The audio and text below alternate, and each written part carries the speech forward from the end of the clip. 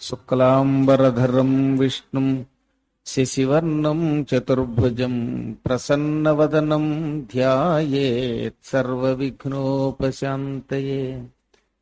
చరలింగములు అంటే మనతో పాటు ఏ యాత్రకెళ్ళినా పట్టుకెళ్లే లింగాలు ఉన్నాయని చెప్పాం కదా. వీటిల్లో శ్రేష్టమైనది ప్రథమం చరలింగేషు రసలింగం ప్రకథ్యతే. రసలింగం, పాదరసలింగం ఉత్తమోత్తం. చరలింగాల్లో రసలింగం పూజిస్తే కోరికలు తీరుతాయి. ఇంకా బాణలింగం, నర్మదా బాణం అని ఉంటుంది, తెల్లగాను నల్లగాను కూడా. ఈ బాణలింగం సామ్రాజ్యం ఇస్తుంది. బంగారు లింగం ఇంకా అది ఇది కాదు, మహా ఐశ్వర్యం ఇచ్చేస్తుంది. కంపెనీలు విపరీతంగా పెరిగిపోతాయి ఇంట్లో ఇంత బంగారంతో లింగం చేయించు పూజిస్తే. అసలు బంగారు లింగం ప్రత్యేకంగా వ్యాపారస్తులకి చాలా. స్వర్ణలింగంతో వర్తకానం, స్వర్ణలింగం వర్తకానం అని చెప్పాడు. వర్తకం చేసేవాడికి స్వర్ణలింగం చాలా మంచిదట.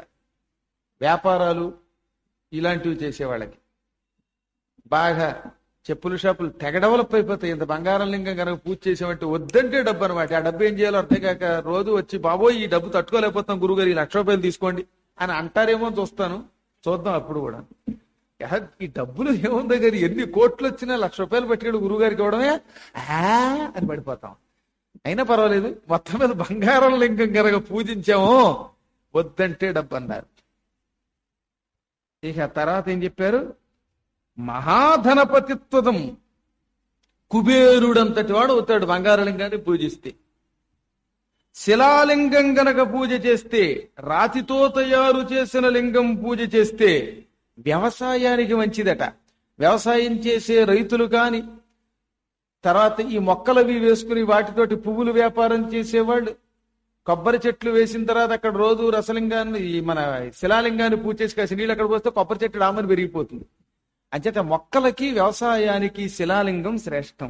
అసలు రైతులు పూర్వం అందుకే పొలాల్లో ఎక్కడో తోట ఒక శిలతో తయారు చేసిన లింగం పెట్టి అభిషేకం చేసేవారు. చూడండి, అప్పుడు చక్క వర్షాలు బాగుండేవి, అన్ని బాగుండేవి.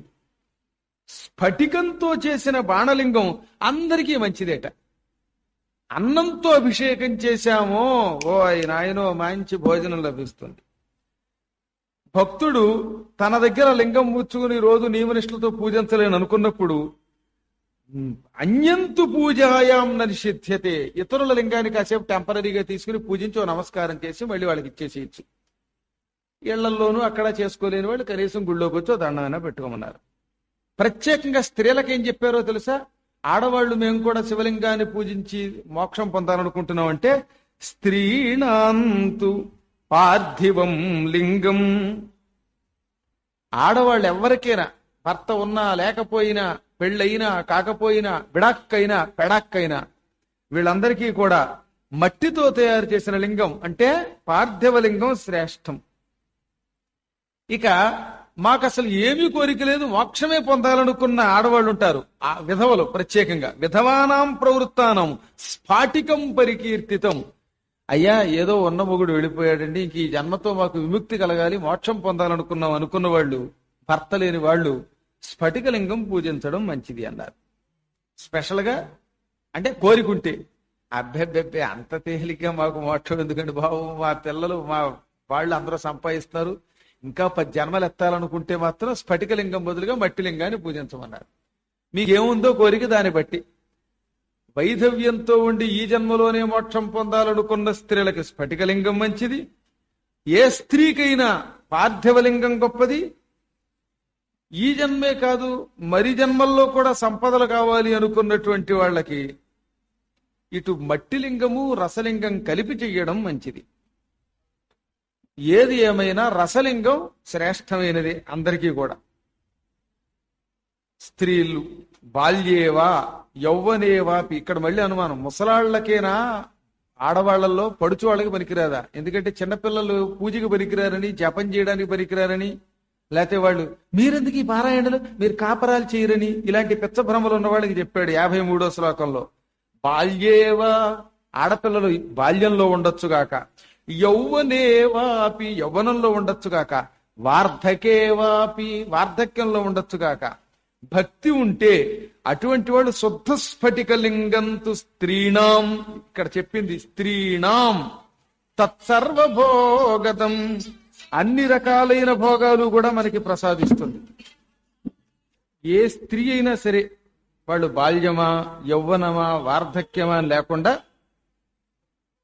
శుద్ధ స్ఫటికలింగాన్ని గనక పూజ చేస్తే అన్ని శుభములు కలుగుతాయి, ఇహపరాలు రెండూ ఇస్తుంది.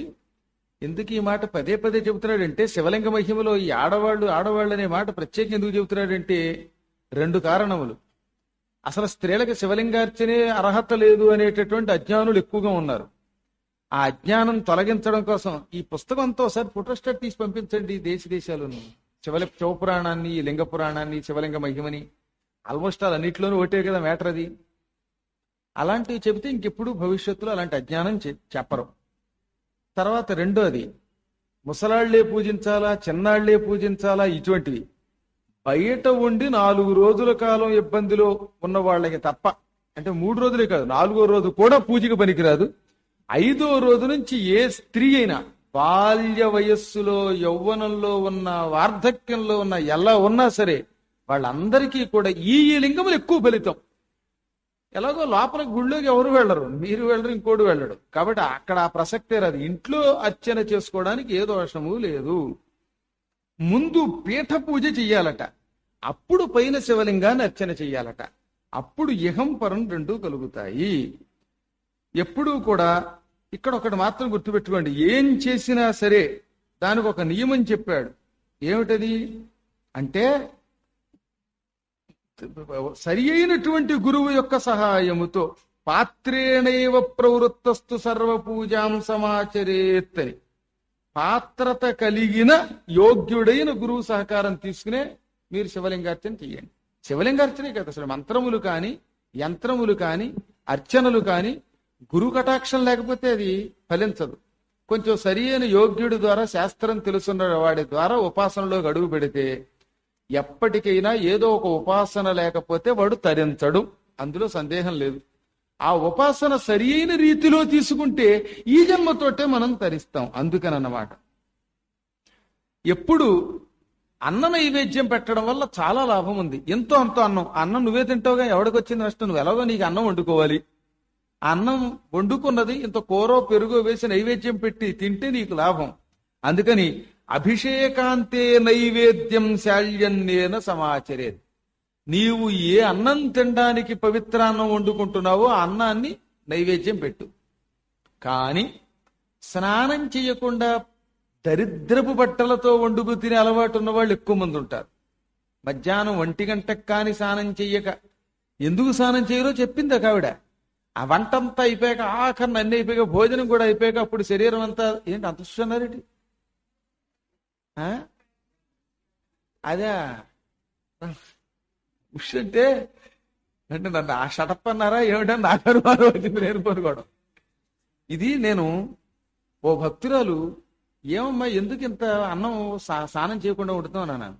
స్నానం చేసి వండితేట మళ్ళీ పొయ్యి దగ్గరికి వెడితే చెమట పడుతుందిట. అందుకని ఈ చెమట అవి అన్నంలో పడిపోయాక, ఈ కంపంతా అందులోకి వెళ్ళిపోయాక అది తినేసి అప్పుడు ఆ శరీరంలో ఉన్న మలం కూడా బయటకు వదిలిపెట్టి అప్పుడు స్నానం చేస్తే ఫ్రెష్ గా ఉంటుంది. అది అంటే నువ్వు ఈ చెమట తినడానికా, ఈ చెమట ఏమో నైవేద్యం పెట్టడానికా? ఎంత మహాపాపం చేస్తున్నావో తెలియట్లేదు మనకి. అనాచారంలో నెంబర్ 1 అనాచారం ఏమిటంటే, ఒక్క పాలు కాచడానికి ఉదయం పూట, అది కూడా కాఫీ అవసరం, పాలు ఉన్నాయి గనక అది ఒక్కదానికి తప్ప ఆ తర్వాత ఇంకా ఏ పదార్థము కూడా స్నానం చేయకుండా పొయ్యి వెలిగించి వండద్దు. అలా వండితే అకాల వైధవ్యం పొందుతారు. బాల్య వైధవ్యాలంటే ఎలా వస్తున్నాయి? మొగుడు ఎప్పుడో పోయి బాబోయ్ అని అల్లాడిపోవడానికి గల కారణం ఇదేం చెప్పారు. నేను చెప్పాల, బాబోయ్ ఇందులో చెప్పాడు. ఈ జన్మలో కాదు, నువ్వు పూర్వజన్మలో చేసిన పాపది. ఈ జన్మలో చేసింది కూడా అలా భవిష్యత్తులో ఏడిపించవచ్చు. ఏది ఏమైనప్పటికీ ఈ జన్మలో కొంచెం జాగరూకుడి అయి మెలకుగా ఉండు, స్నానం చేసి వండు, అప్పుడు ఆ అన్నాన్ని నైవేద్యం పెట్టు. ఎందుకు 12ంటికి లేచి అప్పుడు స్నానం చేసి అప్పుడేమో ఆ తర్వాత తినేసాక స్నానం చేయడం, అప్పుడు స్నానం చెప్పైనా పర్వాలేదు, ఎలాగో దరిద్రపు కుళ్ళు అలవాటు అయిపోయిందిగా నీకు. అసలు ఈ చెమటతోటి అంతసేపు ఎలా ఉండగలుగుతున్నారనేది నాకు ఎప్పుడు కూడా అర్థం కాదు. అదే దరిద్రం అంటే, మహాదరిద్రం అంటే, ఇంకెంతకంటే ఏం లేదు. కాబట్టి ఇక్కడ ఏం చెప్పాడు? పవిత్రాన్నం నైవేద్యం కుర్యాత్, పవిత్రాన్నం నైవేద్యం పెట్టు, అప్పుడు నువ్వు తిను. భార్యాభర్తలిద్దరూ విడివిడిగా చెరోలింగాన్ని పెట్టుకు పూజ చేస్తే అది ఎక్కువ మంచిదిటండోయ్. పృథక్ అన్నాడు అంటే విడివిడిగా. ఎవరికి వాళ్ళే. మోక్షం దగ్గర మాత్రం ఇంకా కాంప్రమైజ్ లేదు. మా ఆయన పొద్దున్నే ఇన్ని నీళ్ళు వచ్చారు చాలు తేటండి, మా ఆవిడ నైవేద్యం పెట్టింది చాలదా అంటే, ఆవిడ అన్నం తింటే నువ్వెందుకు తింటున్నావు మరి దిక్కుమాలాడిది అంటే, నీకు ఆకలిస్తోందిగా. అంచేత పూజ దగ్గరకు వచ్చేసరికి ఎవరికి వాళ్లే గనక మీకు మీరే మాకు మేమే అని ఎవడికి వాడే వచ్చేసి నైవేద్యం పెట్టుకు తినవలసిందే. కరపూజా నివృత్తానాం స్వభోజ్యంతు నివేదయేత్. మోక్షం కావాలనుకున్న వాడికి బాగా చెప్పాడు ఇక్కడ. నివృత్తి మార్గం అంటే ఈ జన్మతోటే ఇక విముక్తి కలగాలి. అరచేతిలో లింగాన్ని పూజించి ఈ అన్నం నైవేద్యం పెట్టి చూపించి అప్పుడు ఆ లింగాన్ని వడి యథాప్రకారంగా పెట్టి భోజనం చేస్తే వాడికి గ్యారంటీగా మోక్షం వస్తుంది. నివృత్తానాం పరం సూక్ష్మలింగమేవ విశిష్యతే. మోక్షాసక్తి కలిగి కోరికలు లేని వారికి సూక్ష్మలింగమే ప్రశస్తి. సూక్ష్మలింగం అంటే అరిచేతిలో పెట్టుకుని పూజ చెయ్యడానికి పనికొచ్చే చిన్న లింగం అని అర్థం. అంటే అరచేతిలో పూజ చేయడం ఎంత లాభం ఆలోచించండి. ఈ అరచేతిలో ఉన్న లింగాన్ని కూడా విభూతితో అర్చించి విభూతి నివేదన చేసి దాన్ని బొట్టెట్టుకోవడం, దీనికి నైవేద్యం పెట్టి ఆ నైవేద్యం తినడం, ఈ లింగాన్ని అప్పుడప్పుడు శిరస్సు మీద ధరించడం, ఇవి చాలా ఉత్తమోత్తమం. ఇక పొరపాటున కుక్కలు, కోళ్లు, పందులు ముట్టుకున్న వాటిని తప్పనిసరి పరిస్థితుల్లో ధాన్యం వాడుకోవలసి వస్తే ఇదిగో ఈ అరచేతిలో పెట్టుకుని పూజించిన శివలింగం మీద నుంచి కాస్త విభూతి తీసి, అరచేతిలో శివలింగం పెట్టు, దాని మీద విభూతి వేసి పూజించు, ఆ విభూతి తీసి ఈ బియ్యం ఈ ధాన్యం వాటి మీద చల్లు. ఎందుకు చల్లాలని చెప్పాము, మళ్ళీ వెనక్కి రావాలి. కోడో కుక్కో పందో ముట్టుకుంటే, పంది ముట్టుకున్నాక ఇంక ఏం చల్లినా తినబుద్ధి ఎదుర్కోండి. ఎందుకంటే పంది అంత పూర్వం మనం తిన్న తర్వాత బయటికి విడిచిపెట్టిందా నిలగొత్తింది కర్మ. కాబట్టి దాని మీద పందులు పెంపకం చేసేవాళ్ళకి అది సరదాయే. ఎందుకంటే పందులు పెంపకం చేసిన వాడికి మల పదార్థం కూడా కోమల పదార్థంలా అనిపించవచ్చు, శ్యామల పదార్థంలా అనిపించవచ్చు, గొల్ల భామల పదార్థంలా అనిపించవచ్చు. కానీ మనబోటి వాళ్ళకి చాలా అసహ్యకరంగా ఉంటుంది కనుక ఇంక దానికి ఎలాగో వెళ్ళలేము. కాస్త కోళ్ళు అంటే దాన్ని పెంచుకునే వాళ్ళు ఉంటారు. ఆ కోడి ఏం తిన్నా తర్వాత కోడి మాంసం రుచిగా ఉంటుంది ఇట్లండి. అందుకని దాని మీద, కుక్కలు ముట్టుకున్న దాని మీద, కుక్కల చేత మూతే నాకించుకునేవాడికి కుక్క ముట్టుకున్న పదార్థం ఇబ్బంది ఉంది. కాబట్టి ఆ ధాన్యం ఆ బియ్యం పరికి రావాలంటే విభూతి తల్లితే శుద్ధి అవుతుంది. సందర్భానుసారంగా తడి నీళ్ళ పొడి నీళ్ళ, బియ్యం అయితే తడి నీళ్లు దల్లు, ధాన్యం అయితే పొడి భస్మం దల్లు. అది తడి భస్మం పొడి భస్మం. ఎందుకంటే బియ్యం వెంటనే వండుకుంటావు గనక. పొడి కాకుండా తడి భస్మం నీళ్లలో కాస్త విభూతి కలిపి దాన్ని బియ్యం మీద జల్లి ఆ బియ్యం కడిగి అన్నం వండుకుని తినచ్చు శుద్ధికి. ధాన్యం అలా కాదు, పొడి భస్మమే తల్లి దాన్ని గాదిలో దాచుకో, తర్వాత ఎప్పుడన్నా ఆడించాక పై ఓకపోతుంది కాబట్టి ఇబ్బంది లేదు. ఇక శివలింగార్చనా పరులు నిరంతరం విభూతి ధరించవలసిందే. పవిత్రమైన ఆవు పేడతో తయారు చేసిన భస్మం ధరించడం ఉత్తమం. జమ్మి, రావి, పలాశం, మర్రి, మారేడు మొదలైన వృక్షముల సమిధలను కూడా యజ్ఞంలో వేసి ఆ బూడిదని ధరించడం కూడా పవిత్రమే. దర్భలని కాల్చి తయారు చేసినటువంటిది కూడా పవిత్రమే. వీటిల్లో ఆయా సందర్భాలను బట్టి ధరించండి. శివలింగానికి కూడా పుయ్యాలట విభూతి. చూశారు మన వాళ్ళు అభిషేకం చేశాక ఆకరణ విభూతి పుస్తారు, చక్కగా అందంగా రేఖలు ధరింపజేస్తారు. అదంతా చాలా ఉత్తమోత్తమం. శివలింగానికి అభిషేకం చేసిన భస్మాన్ని మనం పూసుకుంటే అబ్బో సాక్షాత్తు శివస్వరూపం అవుతుంది మన శరీరం. ఇక ఆ శరీరం ఉత్తమోత్తమం అని పిలువబడుతుందిట. వాడు ఎంత పాపాత్ముడైనా సరే వాడు శుభమే పొందుతాడు. భస్మమై శివమంత్రేణ ధృత్వా హ్యత్త ఆశ్రమీ భవేత్.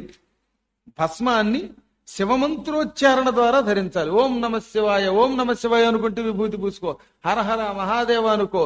ఏదో ఒక నామస్మరణ చెయ్యకుండా ఉట్టినే విభూతి పూసుకుంటే బూడిద పూసుకోవడమే.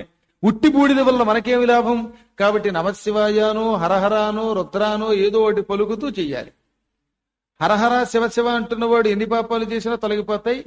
కాకపోతే పక్కవాడు కొంప కూలిపోవాలని మాత్రం అనుకోద్దు, అదొకటి. శరీరాద్యర్థకం సర్వం గురోర్దత్వా సుశిష్యక. ఇక్కడ ఒక లాభం చెప్పాడు గురువు గారు, మీరే పూసేయండి విభూతి అంటే ఇంకా వాడికి పాపం లేదట. ఎందుకని అంటే సర్వం గురోర్దత్వ, తన శరీరం అంతా గురువుకే సమర్పించాడు. తన మనస్సు తన శరీరం సమస్తం గురుదత్తం చేశాడు గనక ఇక వీడికి పాపపుణ్యాలు లేవు, అంతా గురువు గారిదే బాధ్యత. ఇంచేత ఒక్కసారి గురువుగారు మీ శిష్యుణ్ణి, ఈ శరీరము ఈ మనస్సు ఈ సమస్తం మీది అన్నాడుగా.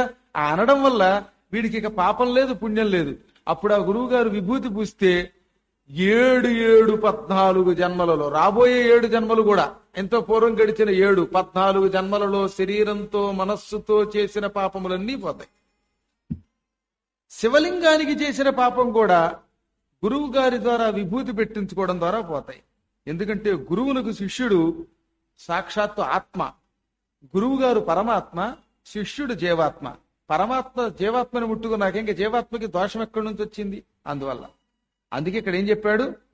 జాతః పుత్రో మంత్రపుత్ర పితరం పూజయేత్ గురుం నిమజ్జయతి పుత్రం వై సంసారే జనక పిత సంతారయతి సంసారాత్ గురుర్వై బోధక పిత. తండ్రి సంసారం నుంచి శిష్యుణ్ణి తరింపజేస్తాడు. ఏ తండ్రి? ఆచార్యుడు అనే తండ్రి, గురువు అనేది. అందుకే శిష్యుడు గురువుని కన్న తండ్రి కంటే ఎక్కువ భక్తితో పూజించాలి అన్నారు. ఒక్క మంత్రం వల్ల మాత్రమే శిష్యుడు గురువు గారికి పుత్రుడైపోతున్నాడు. గురువు గారు పరమాత్మ అయితే జీవాత్మ అయిపోతున్నాడు. కాబట్టి తన మంత్రబలంతో శిష్యుణ్ణి సముద్ధరించగలిగిన గురువు సమస్తాన్ని ఇవ్వగలుగుతాడు. గురువు శరీరానికి సేవ, అంగ శుశ్రూషయ, పాదాలొత్తడం మొదలైనవన్నీ గురు శుశ్రూష. అంగ శుశ్రూషయా చాపి, గురువు గారికి సేవ ఎలా చెయ్యాలి? ఈ జన్మతోటే మోక్షం ఇప్పిస్తున్నాడు గనక, అంటే పాద సేవ మొదలైన వాటి ద్వారా. ధనాద్యై, డబ్బుని దానం ఇవ్వడం ద్వారా. పాదాదికేశ పర్యంతం లింగాన్యంగాన్ని యద్గురోహో, గురువు గారికి ఎందుకు నమస్కారం చేస్తున్నామంటే పాదాదికేశ పర్యంతం, కాలు మొదలుకుని తల వరకు శివలింగమే గురువు యొక్క శరీరం. అంటే యద్గురోహ లింగాన్యంగాని పాదాదికేశ పర్యంతం అంటే పాదం మొదలుకుని జుట్టు వరకు గురువు గారి శరీరం అంతా శివస్వరూపమే. ఆ శివస్వరూపాన్ని ధనము, పాదపూజ, పాద సంవాహన, స్నానావిధి, అభిషేక నైవేద్యాలు, భోజనంతో శ్రద్ధగా పూజించాలి. గురు పూజైవ పూజా స్యాత్. అయిపోయాక వీరందరూ 94 నుంచి 97 వరకు ఉన్న శ్లోకాలు తప్పక రాసుకోండి, దాని తాత్పర్యంతో సహితంగా.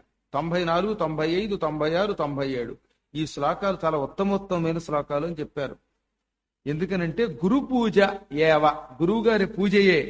పూజా స్యాత్ శివస్య పరమాత్మన, పరమాత్మ అయిన ఆ పరమశివుణ్ణి పూజించడమే గురు పూజే శివ పూజ, శివ పూజే గురు పూజ.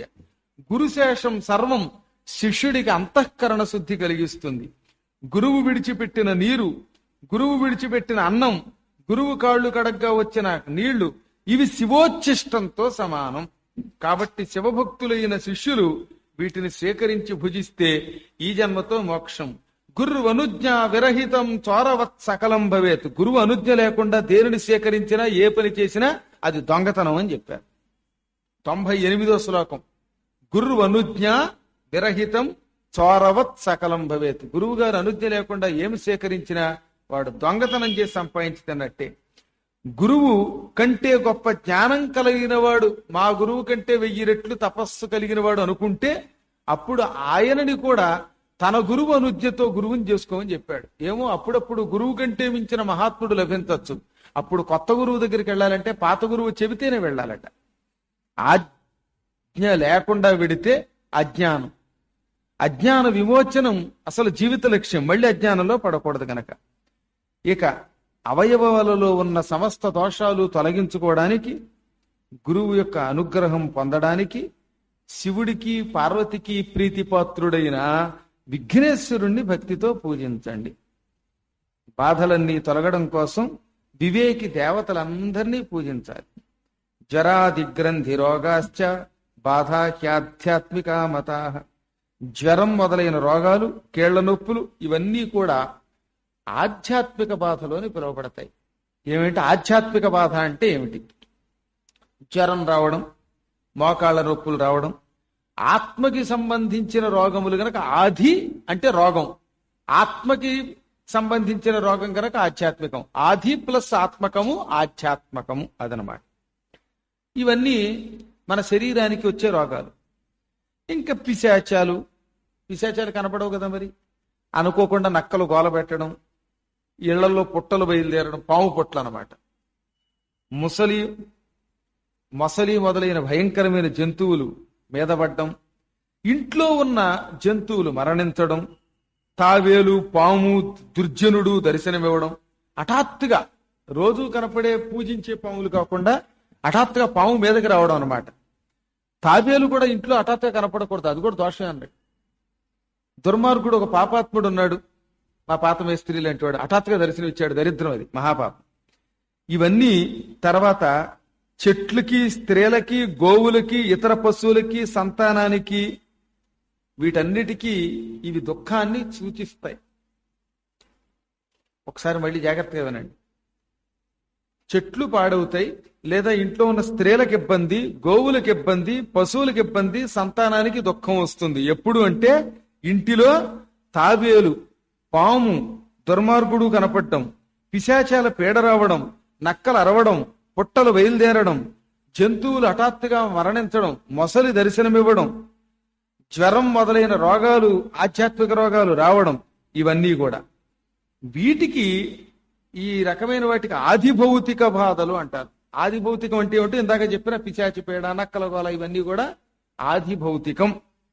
ఆధ్యాత్మికం అంటే శరీర రోగాలు, ఆదిభౌతికం అంటే ఈ ఇళ్లలో వచ్చే ఈ పాము, తాబేలు మొదలైనవి కనపడడం. ఇంకా ఆదిదైవిక బాధలంటే ఏమిటి? ఆకాశం నుంచి పెట్రోలు పడ్డం, ఉల్కలు పడ్డం, మలమూత్రాలు పడతాయి అప్పుడప్పుడు, లేకపోతే యాసిడ్ పడ్డం, పిడుగులు పడ్డం, మహామారి జ్వరాలు రావడం, విషూచి, గోమారి వంటి దరిద్రాలు రావడం, జన్మ నక్షత్రంలో గ్రహాల ప్రవేశం, జన్మరాశిలో గ్రహయోగం, దరిద్రపు కలలు రావడం, చెడ్డ కలలు, ఇవి ఆదిదైవికం, దేవతల వల్ల వచ్చే బాధలు. మొత్తం ఎన్ని బాధలు ఇవి? ఆధ్యాత్మికము, ఆది భౌతికము, ఆదిదైవికం. ఇదే తాపత్రయం అంటే. త్రయము అంటే 3, తాపములు కాబట్టి ఇవన్నీ ఆ తాపత్రయం. ఇందులో ఈ జ్వరాది రోగాలు ఎలాగో మన్నయ్య ఏడిపిస్తాయి. ఇంట్లో ఈ తాబేలు, నక్క ఇలాంటివి రావడమేమో పిల్లలకి, చెట్లకి, వీటికి హాని. దేవతల వల్ల వచ్చేవేమిటి అంటే మరణ సూచకం.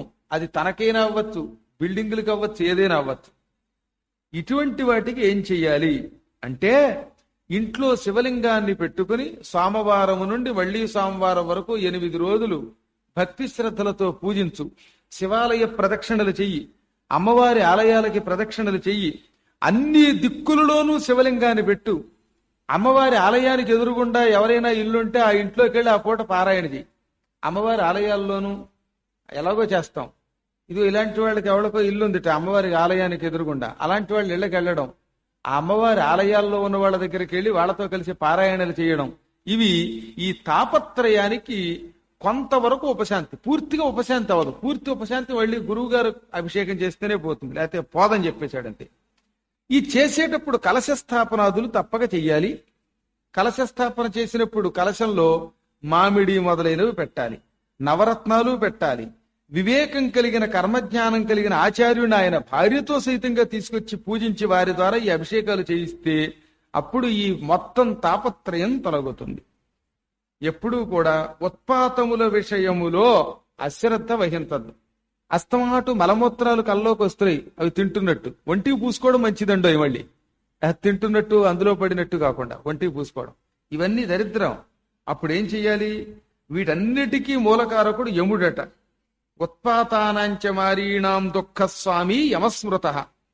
ఉత్పాతములకు, ఈ మహామారులకి, ఈ జ్వరాలిచ్చేవాడికి అధిదేవత యముడు. యముడి ప్రీతి కోసం అప్పుడు ఏం చెయ్యాలి? కాలదానం చెయ్యాలి. కాలదానం అంటే ఏమిటి? శివలింగం మీద ఎంతో కొంత డబ్బో, బంగారమో, వెండో పెట్టి, ఏ గురువు గారి చేత మనం ఆ శివాభిషేకం చేయించుకున్నా ఆయన చేతిలో పెట్టాడు, ఆయన లింగమే ఆయన తిరిగి ఇచ్చేస్తున్నాం, కాకపోతే దాని మీద కొంత డబ్బు పెడుతున్నాం. అభిషేకం అయిపోయి తుడిచాక దాని మీద పెట్టేయటమే, అది ఆయనకి ఇచ్చినట్టే. చేతికిచ్చే డబ్బు కంటే అలా పెట్టడం చాలా ఉత్తమోత్తం అన్నారు. ఇది కాలదానం. రెండవది కాలదానం అంటే ఇంకోటి ఏమిటి? ఒకటేమో కాలదానం ప్రదాపయత్ శతక నిష్కేణవా కుర్యా దశ నిష్కేణవ. 10 రూపాయలకి తక్కువ కాకుండా పైన డబ్బు గాని, బంగారం గాని, వెండి గాని ఇవ్వడం ఒకటి. కొంతసేపు ఆ పూజ జరిగేంతసేపు కాలాన్ని అక్కడే అట్టే పెట్టాలి. అది ముఖ్యం. పూజ చేస్తున్నంతసేపు మధ్యలో ఫోన్ మాట్లాడి బయటికి వెళ్ళకూడదు. గురువుగారు మీరు పూజ కానిస్తూ ఉండండి, కాసేపు ఫోన్ మాట్లాడి వస్తాను. అవి మానేసి అన్ని మానేసి అసలు ఫోన్ తెచ్చుకోకుండా భక్తితో అక్కడే కూర్చోవాలి, కదలకుండా అయ్యేదాకా. మధ్యలో దమ్మేసుకు రావడానికి వెళ్ళకూడదు, ఎట్టి పరిస్థితులు వెళ్ళకూడదు. రెండోది, మూడవ కాలదానం ఏమిటి? కాసేపైనా ఈ కథ వినాలి. ఈ మూడు కాలదానం: ఒకటి ధనము, రెండవది పూజ, మూడవది కథాశ్రవణం. ఈ మూడు చెయ్యాలి. ఇందులో రెండేమో నిజంగా కాలమునే వెచ్చిస్తున్నాం పరమాత్మకి. మూడవది కాలం ధనమితి జ్ఞేయం, కాలం అంటే డబ్బు అని కూడా, డబ్బు కూడా ఇస్తున్నాం. ఈ మూడు చేస్తే పూర్ణాయుర్దాయం లభిస్తుంది.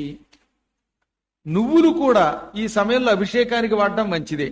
ఈ నువ్వులన్నీ మనం మళ్ళీ ఎవరెవరం పట్టుకొచ్చామో వాళ్ళు ఇంటికి పట్టుకెళ్ళి 4 దిక్కుల్లోనూ దల్లేశామో యముడు శని చకచక పారిపోతారట. అభిషేకం చేయించుకున్నాక 4 గింజలు పట్టుకెళ్ళి, ఇప్పుడు శివాలయంలో నువ్వులతో అభిషేకం చేయించుకుని ఆ నువ్వులు 4 ప్రసాదంగా చేత్తో అందుకోకూడదు, కాకపోతే అవి తీసుకెళ్లి 4 దిక్కుల్లో వేస్తే రమ్మనండి యముండి రాట్ట, శివుడు అంత అనుగ్రహం ఇస్తాట. 1000 లేదా 100 మంది లేదా 10 మంది లేదా ఒక్కడికైనా ఈ అభిషేకం రోజున బ్రాహ్మడికి ఎంత భోజనం పెట్టుకో లేదా స్వయం పాకం పెట్టుకో. 1000 మందికి చెయ్యమంటే దెబ్బకి అడిరిపోతారు కనుక కొంతమంది 100 అన్నాడు. 100 మందికి కూడా హడిలిపోయే వాళ్ళు ఉంటారు కనుక 10 మంది అన్నాడు. 10 మందికి కూడా హడిలిపోయే వాళ్ళు ఉంటారు కనుక ఒక్కళ్ళు అన్నారు. హాయిగా అలా నిద్రపోగలిగితే ఎంతో అదృష్టం. స్తంభం అందుకే నీకోసేనమ్మా, ఎంత అద్భుతం. మరి ఇంటి దగ్గర నిద్ర ఉండడంలా, ఇక్కడ నిద్ర ఉండడంలా, ఎక్కడ పడితే అక్కడ నిద్ర ఉండట్లా. మధ్యలో గురువు గారు తిన్నగా ఉండక నమస్యవాయ అని అరిచి నిద్రపాడు చేస్తున్నారు.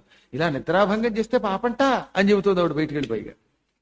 సరే, మొత్తం మీద ఏది ఏమైతేనే ఆ శివుడి కోసం కాలదానం చేస్తున్నప్పుడు కాసేపు నిద్రకు కూడా కాలదానం చేయమని ఆవిడ ఉద్దేశం. కానీ శివపురాణంలో అలా చెప్పాలి.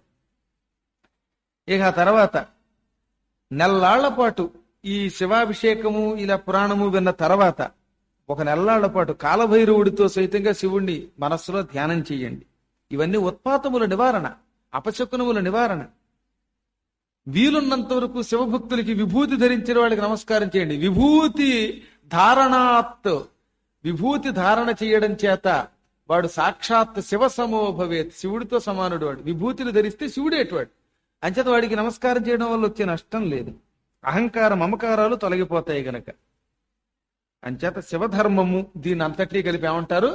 శివధర్మం ఇత్యుక్తం. ఇదే శివధర్మము. శివధర్మం అంటే ఏమిటి? శివభక్తులకు నమస్కరించటం, శివుణ్ణి పూజించడం, ప్రదక్షిణలు చేయడం, ప్రసాదం తినడం, అన్నీ శివుడే అనుకోవడం. ప్రదక్షిణ అవినాశ్యం హి పాతకం నాస్తి భూతలే. చాలా మంది పిచ్చాళ్ళకి ఏంటి గురువుగారు అందరికీ ప్రదక్షిణలు చెప్తారని.